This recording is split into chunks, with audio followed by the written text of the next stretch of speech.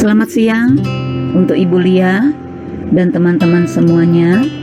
Hari ini izinkan kami untuk mempresentasikan PPT kami tentang pembelajaran terpadu model keterkaitan.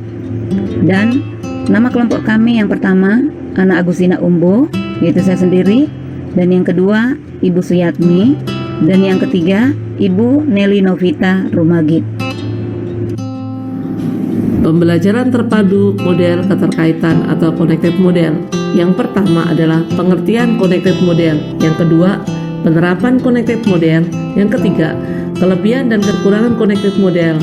Yang keempat, waktu penggunaan connected model. Kelima, contoh rancangan connected model. Yang keenam, langkah-langkah perencanaan connected model. Yang ketujuh, pelaksanaan connected model.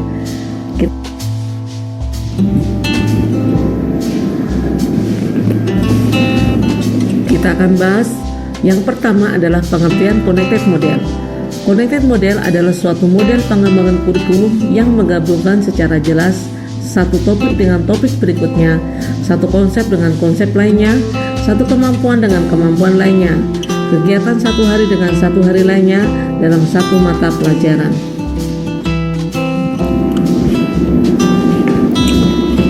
Yang kedua, penerapan connected model. Untuk memahami seperti apa gambaran connected model ini dapat dicontohkan sebagai berikut. Yang pertama, hasil belajar. Hasil belajar menunjukkan rasa kepedulian. Salah satu indikatornya adalah menggunakan barang orang lain dengan hati-hati. 2. Hasil belajar, yaitu bersikap ramah. Salah satu indikatornya adalah berbahasa sopan dalam berbicara. Yang ketiga, hasil belajar tumbuh sikap kerjasama dalam persatuan. Salah satu indikatornya adalah saling membantu sesama teman.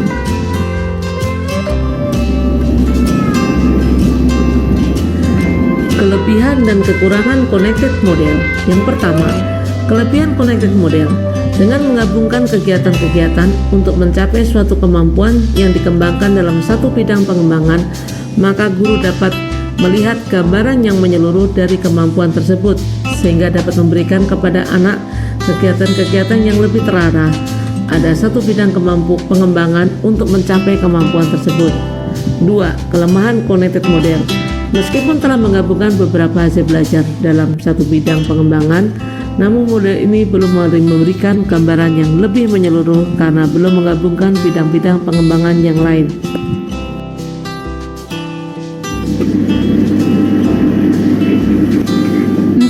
Waktu penggunaan connected model. Model ini dapat digunakan pada awal kita akan menggunakan pembelajaran terpadu. Guru akan lebih percaya diri apabila dapat melihat hubungan antara hasil-hasil belajar dalam konteks yang lebih luas. 5.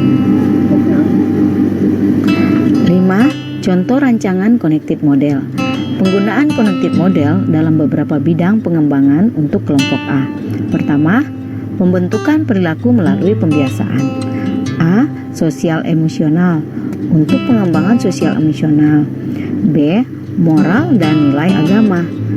Kedua, kemampuan dasar yang terdiri dari bahasa, kognitif, fisik, motorik, seni, agama, dan sosial emosional. Contoh bagan aplikasi model connected dalam pengembangan moral dan nilai agama. Ada dua bagan di sini, yaitu bagan pertama, hasil belajar mengenali macam-macam agama. Indikator menyebutkan tempat-tempat ibadah. Bagan kedua, hasil belajar memiliki sopan santun dan mengucap salam. Indikator tidak mengganggu teman yang sedang beribadah. Jadi dari kedua bagan ini mempunyai toleransi.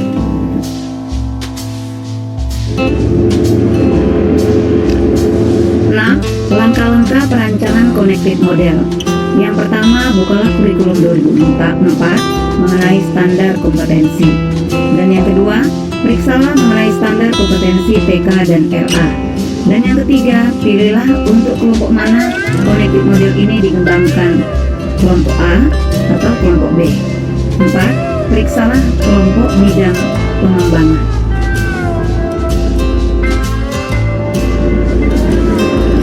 Lanjutan dari langkah langkah-langkah perancangan connected model.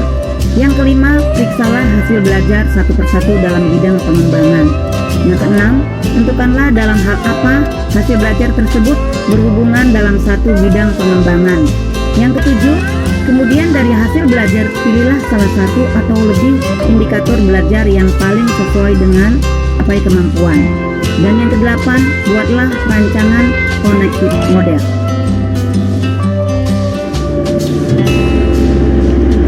Yang ketujuh, pelaksanaan connected model. Setelah membuat tabel perencanaan kegiatan, susunlah kegiatan tersebut menjadi SKH. Cara penyusunannya adalah dengan mengambil 2 atau 3 kegiatan sebagai kegiatan inti untuk satu hari. Jadi keseluruhan kegiatan dalam tabel tidak harus selesai dilakukan dalam satu hari.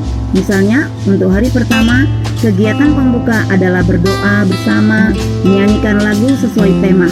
Kemudian sebagai kegiatan inti, Anda ambil kegiatan 1 atau saling menghormati, dan kegiatan 2, toleransi. Sebagai penutup dapat Anda masukkan gerak dan lagu sesuai tema dengan berdoa. Begitu seterusnya hingga seluruh kegiatan selesai dilakukan. Kesimpulan, dalam konteks pembelajaran di TK, pengertian connected model adalah model pengembangan kegiatan pembelajaran yang menggabungkan secara jelas 2 atau lebih hasil belajar dengan indikator-indikator hasil belajar yang sesuai dalam satu bidang pengembangan.